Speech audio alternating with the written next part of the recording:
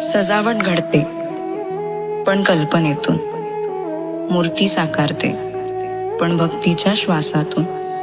कधी कापडातून, कधी रंगातून, कधी मातीच्या थेंबातून तो जन्म घेतो कलाकाराच्या प्रत्येक स्पर्शातून.